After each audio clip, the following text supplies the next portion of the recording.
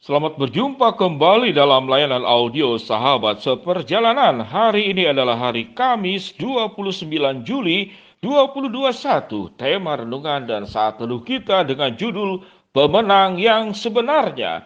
Pemenang yang sebenarnya. Firman Tuhan terambil dalam Matius pasal yang ke-12 ayat yang ke-20. Demikian bunyi firman Allah. Buluh yang patah terkulai tidak akan diputuskannya, dan sumbu yang pudar nyalanya tidak akan dipadamkannya, sampai ia menjadikan hukum itu menang. Mari kita berdoa. Bapa yang di dalam sorga, tatkala kehidupan kami mengalami penindasan, penekanan, fitnah, tindakan-tindakan yang dirugikan kehidupan kami ingin belajar ya Tuhan, bagaimana kehidupan kami itu memahami tentang menang dan kalah itu secara benar, sehingga kami tidak salah jalan dalam kehidupan ini. Di dalam nama Tuhan Yesus kami berdoa. Amin.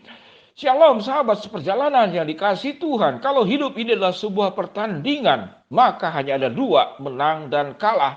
Kita kalau kalah berarti kita tidak menang.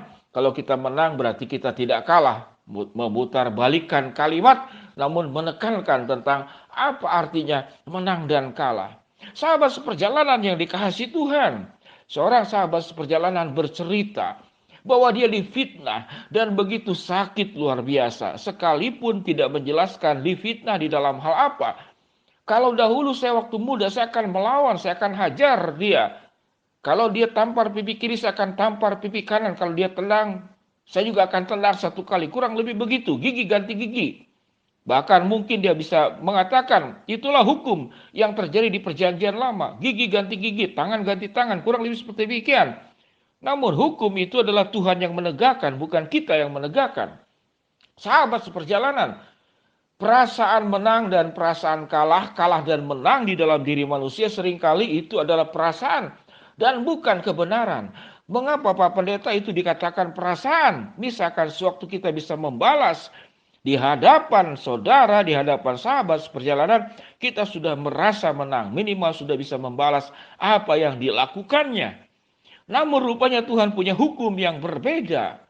Apa yang dikatakan oleh firman Tuhan? Kalau engkau tampar pipi kiri, berikanlah pipi kanan. Kalau engkau disuruh berjalan 1 mil, berjalanlah 2 mil. Kalau musuh itu melakukan hal yang jahat, balaslah kejahatan dengan kebaikan. Maka sulit dimengerti pemahaman menang dan kalah itu dari sudut kebenaran firman Allah. Sangat sulit dimengerti. Kalau dengan pemahaman dan konsep kita dan mengikuti apa yang Tuhan perintahkan, maka sesungguhnya hidup ini kita tidak pernah memenangkan dalam kehidupan ini. Kita akan menjadi orang yang ditindas, mudah ditekan, mudah disingkirkan, mudah diperlakukan tidak adil. Apakah pemahaman kita tentang benar dan salah itu seperti demikian? Jadi apa itu pemenang sebenarnya?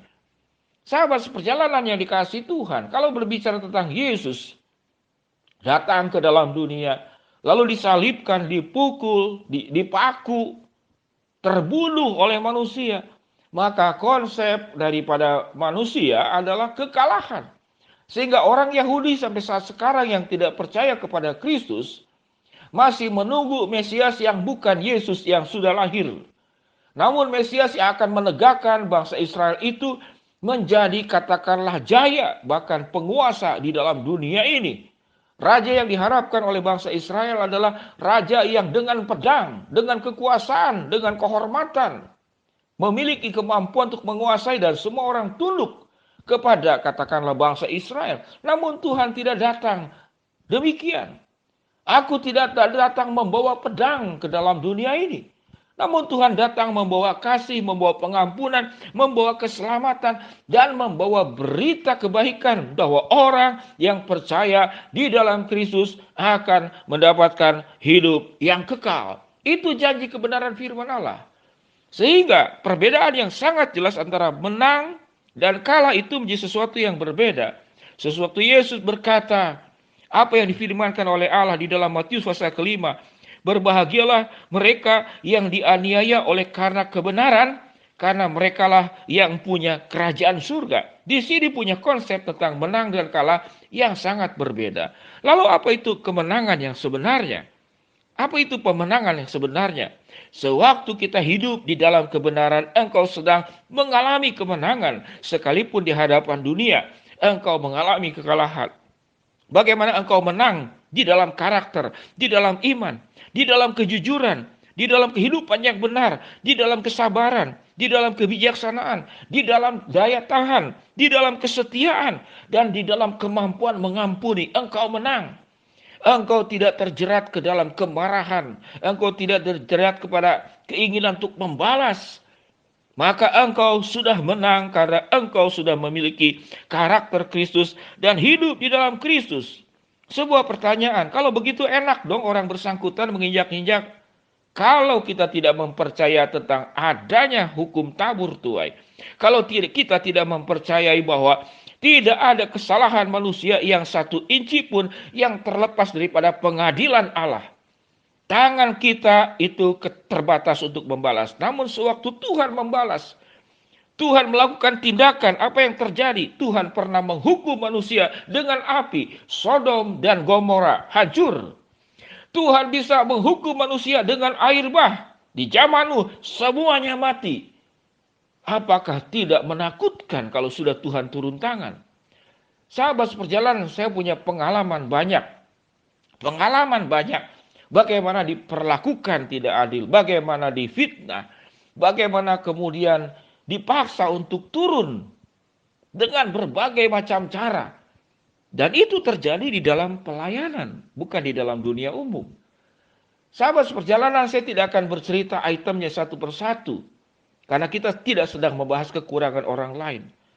Namun sewaktu saya menyerahkan kepada kebenaran firman Allah, satu persatu mana yang benar dan mana yang tidak benar, itu Tuhan ungkapkan terang benderang. Tidak sesuai dengan waktu kita. Kalau kita punya waktu ingin cepat, orang melakukan kejahatan hari ini juga dibalas oleh Tuhan. Orang melakukan keburukan hari ini juga dibalas oleh Tuhan. Tuhan tidak demikian. Kadang Tuhan bisa membalas dengan sakit penyakit, orang tersebut mengalami sakit yang luar biasa. Kadang dengan musibah, kadang dengan kegagalan, kadang orang itu mengalami penolakan, kehidupannya tragis. Tetapi kita tidak perlu mendoakan orang itu tatkala berbuat jahat dengan doa-doa pembalasan.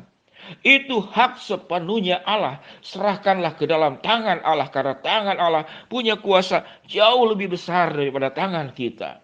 Tidak ada perbuatan kejahatan yang buruk itu lepas daripada pengamatan Tuhan.